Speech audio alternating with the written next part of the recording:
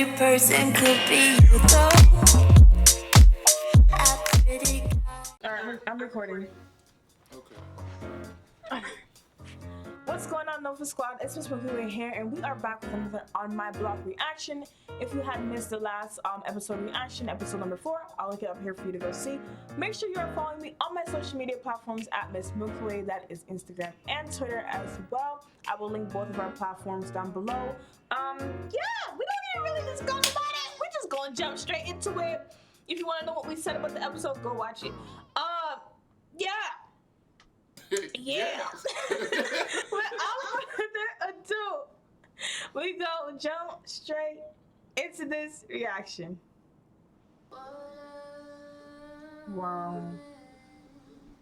Wow. No, I'm gonna drive you and pick you up. I need eyes on you. Dad, you're being a little crazy and it's not a good look. Agreed. Dwayne, nothing's gonna happen to and from Brentwood. You don't know what could happen. Now it's about the doubles that we don't know. Anything could happen now. Anything.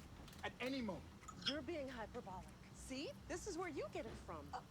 Everyone's gonna be fine. Zach on his head and throw him in the back of a van. Yeah, that would never happen. So when you go, just text us once you get there. Wow. No one's rolling up on our weird kids. Yes, they are. Yes, they are. Pull the wide end for folks. Tying is expensive. All right, a tie. I can afford you. Aren't you sure?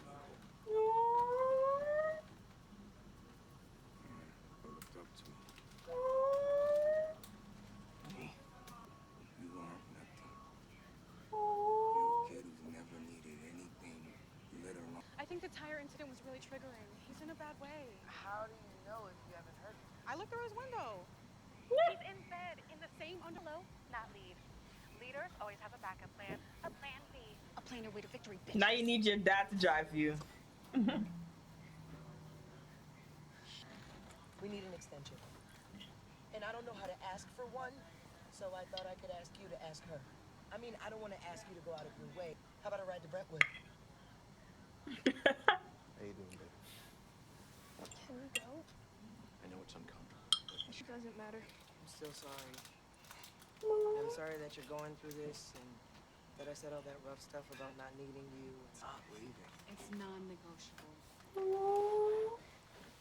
Thank you. You are so welcome.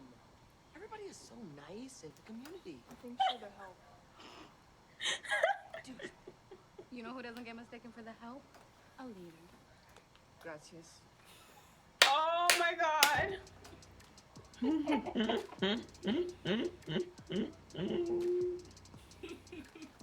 Don't need more time. But we do Oh? with 19th Street. They're getting riled up and crossing lines. Jefferson isn't yours to give. That territory was part of the deal I made to get you and your little brother out of that trap house alive. Just let 19. Papacito, Nothing? nada. Wow. You own nothing. I own spooky. Do y'all hear that thunder? Forget that. Jeez. Leader's intuition, my ass. Fine. Why didn't you text me or Monse back? Because I have nothing to say. I don't know who this Cuchichillo person is you keep asking about. And all this roller world shit was a long... I don't need anything but you. Just be here. Be on my side, okay? I'm fine. And even if we do get out, we'll probably end up offing ourselves. Like Monse's mom. Now, I don't know what we're waiting for. Maybe we should do it now, while we still look good in our caskets, right? Oh shit, okay? You gotta stop. You are bringing down the mood. At a funeral. Then what should I do instead? This is how I feel. Talk that to that? Oh? Oh? Why would you do that? Uncool, Ruby. Dang. Vale verga esa puta. Tú no Wow. puedes hacer esto para no hacerlo. This little boy annoying. Es lo que aguantarían contra nosotros. Neither. I'm sorry I didn't reach out to you after you left. I didn't know what to say, but I should have said something. She left us too. Hmm? A few times. Wow. I didn't know that. What did you say to her? Why? She never got over it. What? Cleaning up your mess. I'm leaving. There's not gonna be a day when the hood don't love you no more. When your power's taken. Because this isn't a life. Tell him. And you don't have to stay here. Tell him. You can make other choices. Tell him. Be something you want to be. Girl. I'll see you around. Oh shoot, what is he gonna go do? So I'm supposed to tell Caesar you're leaving? You're just putting that on me? You're gonna crush him the same way you crushed me. Did you ever even think of me? You know, I hope you don't shoot him. the worst part about growing up without a father is having to be a father to a brother without ever being a son.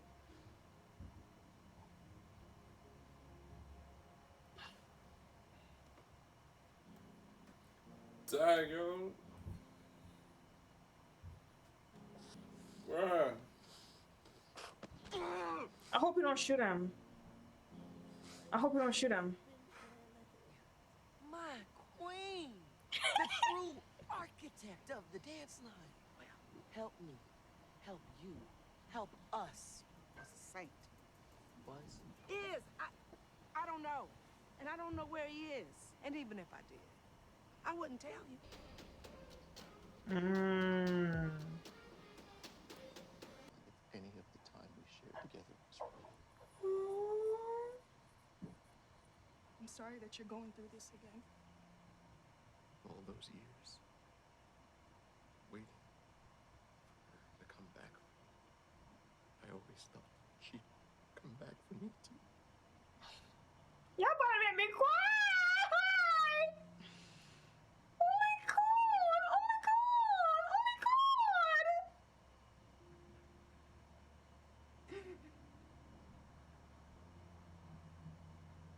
Oh my, y'all really about to make me cry and oh.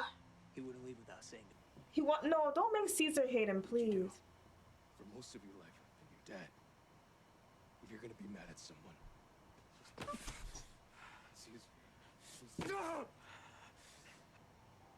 everything bad that has happened to me is because of you. Tag, yo. She mad. So relieved. Oh? I deleted the last one that she left and I don't even care. Oh no. Yes, you do. I don't care that I don't know the last thing that she said to me. You questioning if you're not feeling it means you're still feeling something. Yeah. What are you doing peeping through my window? Touché. It's you. Oh! Exactly. That means they're not real. And I want to be with somebody who wants to be with me at all times. Right. Not just when they're feeling afraid.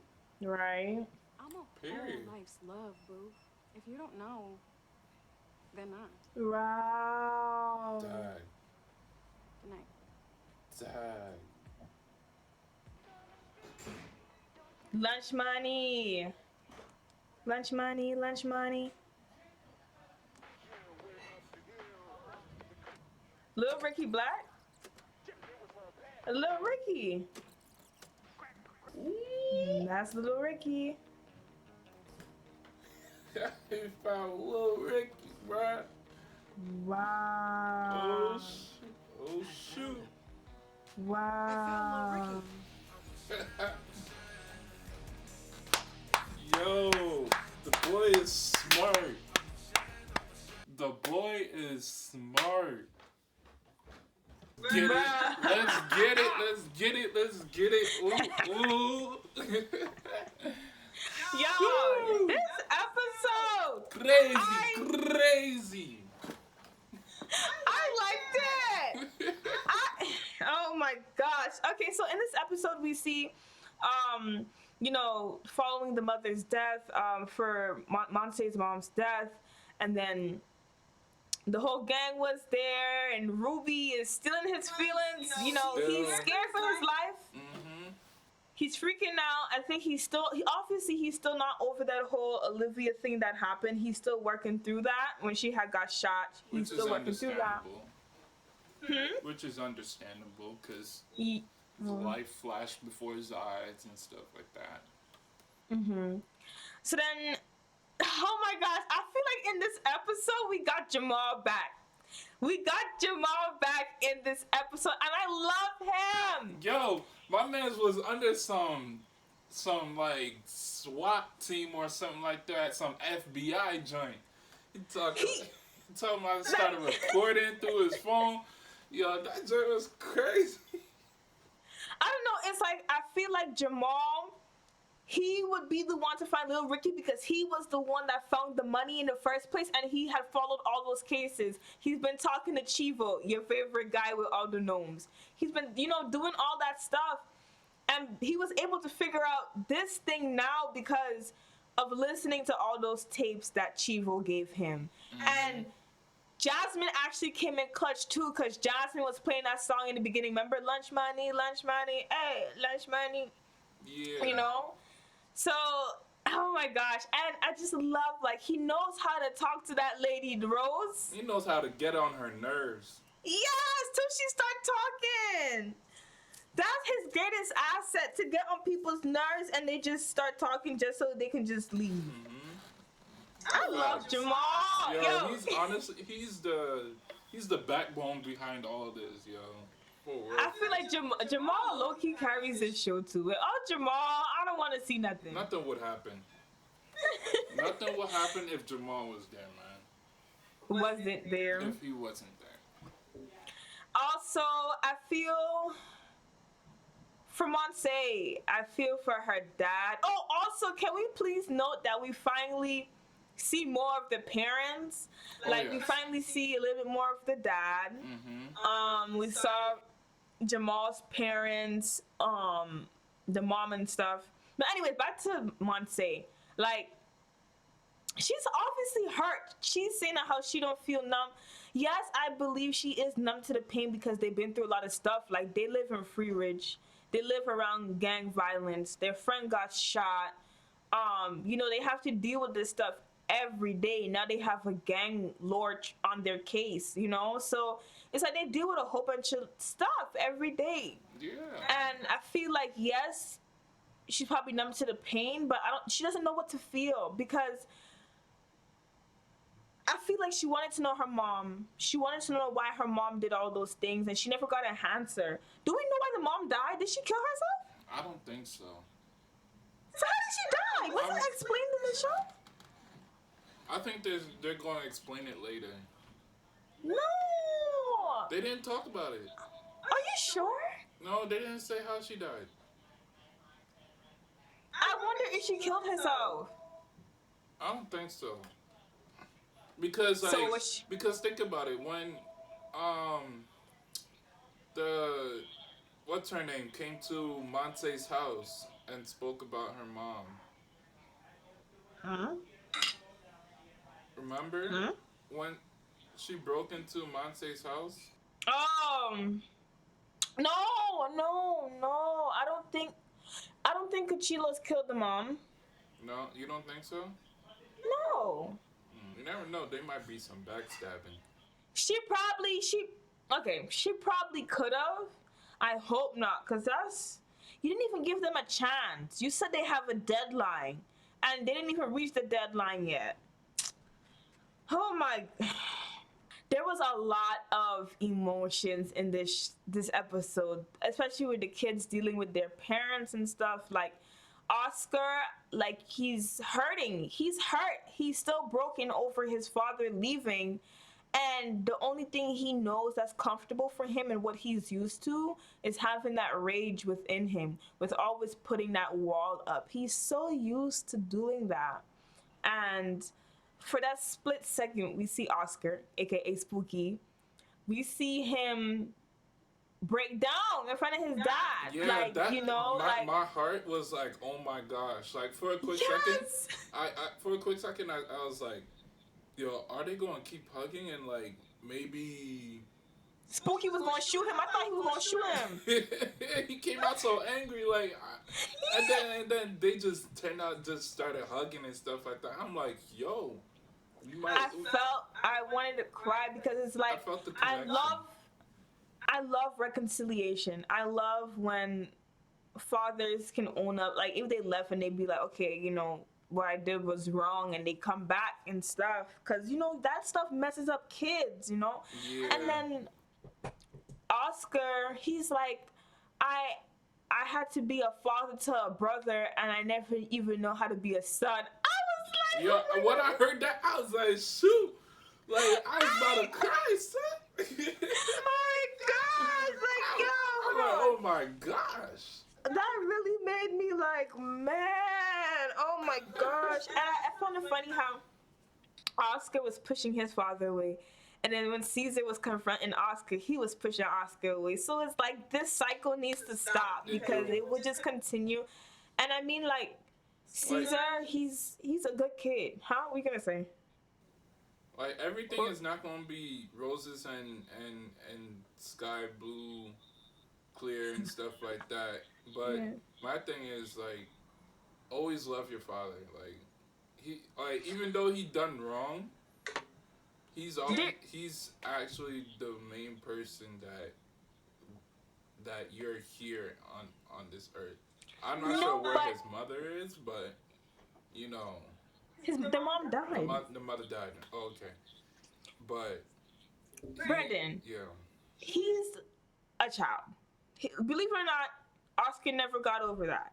He's a child, right? And there's no forgiveness. And if he don't know how to forgive or stuff like that, you can't expect him to be like, oh, forgive your father. No, his father, I feel like, needs to apologize, and that will kind of lead Spooky on the right path of reconciliation. There was no forgiveness there. Mm-hmm. Like, he's hurt. He wants his dad to be like, I'm sorry. He doesn't want his dad to leave. And his dad was leaving because he realized that when he came back and he put his mouth in, that it started problems, and he didn't want to start problems. And I believe his dad means well.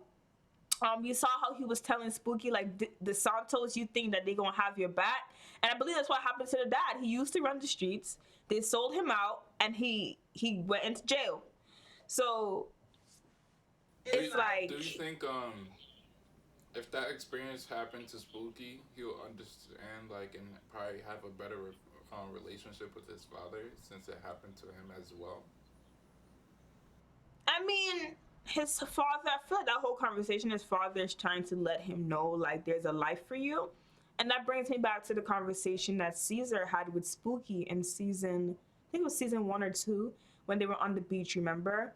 And Oscar said that he loves to cook. He loves to do these things, right? Mm-hmm. And Caesar was like, okay, well, you can go do that. And Spooky was like, no, who's going to take care of you? There's no life for me out there doing that. And I feel like with the father telling Spooky, like, you think the Santos is a life? You think this is a life?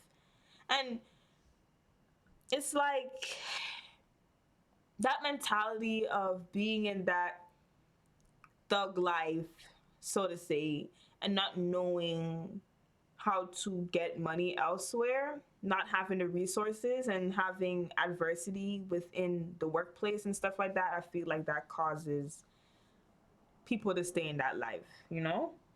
And amongst other things, but I don't know. You know there's a meaning to thug life? What?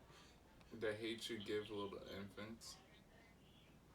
The hate you give little infants? Yeah, I think I got that. Oh, the hate you give little... Okay. Yeah. I think the father is going to come back. He's going to come back. What else happened? Oh, and... yeah, like I said, I feel also back to Monse real quick. I feel bad for Monse because it's like she never had that mother figure.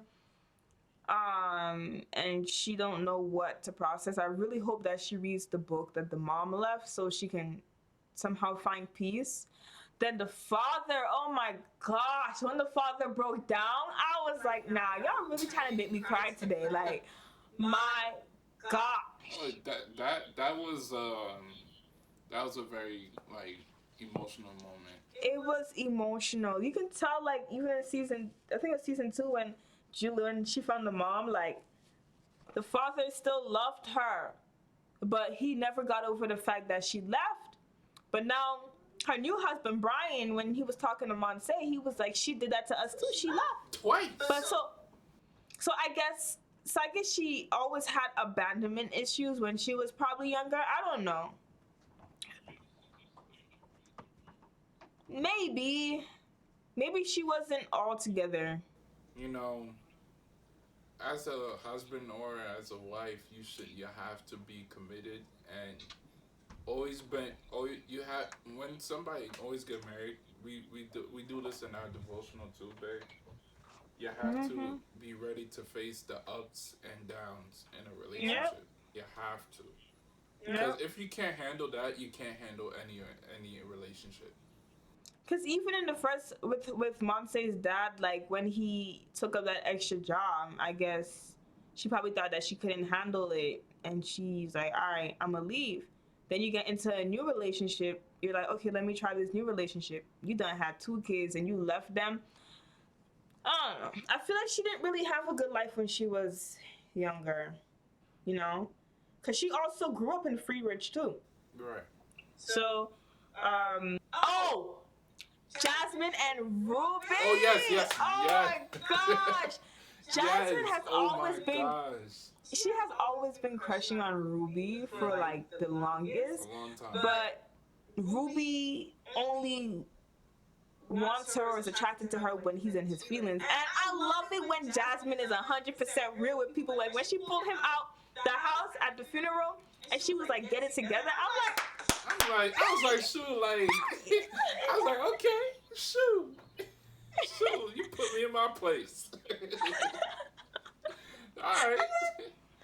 And then when Ruby came over, he thought he was going to get some and try to get yes. No! Yes. Oh my God. She said, I deserve to be with somebody who wants me all the time. And that's a fact. Like, don't come to me when you in your feelings and I'm a crutch to you. Like, no. Period. I was like, shoot. Okay. Do you feel like they're going to end up putting Jasmine and Ruby together in the end? If Ruby, he's gonna have to be a gentleman in order, and not be an F boy. I can't say it on here, but you know, y'all know what I mean and stuff like that. Yes, we know what you mean. But you gotta be a real gentleman. Like, the relationship that she described is that what she wants. You have to be a gentleman. You have to treat women with respect. You gotta, honestly, don't disrespect them. They're not toys. They're not baby factories. Period. You're not a piece of meat. Y'all not a piece of meat. Like, y'all are the reason, like, women's basically the only reason why we're all on this earth, you know? Like, a man can't give birth. Like, come on now. Shoot. Period. Like, if that ever happens, like, shoot, I don't want to see it, but that's shoot. But yeah, he just gonna have to man up and be a gentleman. Right. Say he's sorry, you know, and take things slow. Don't rush into things. Yeah. You know. I like this episode. I feel like we got all pieces of the characters back a little bit by little bit. We see emotions and parents dealing with, you know, what am I saying? Children dealing with their parents' problems. Like, most of their problems come from their parents' unfinished business. And, oh my Lord. But anyway, if you had liked this reaction, let us know in the comment section down below. If you had liked this video, don't forget to give the video a big thumbs up. Also, come and join the Nova Squad. Hit the bell, hit the rest of the subscribe button. Come and join this growing, flourishing family. We'll catch y'all in the next episode. Thank you so much for watching. Milky Way and Brandon Ellis out. You gotta give them your whole government name, bruh.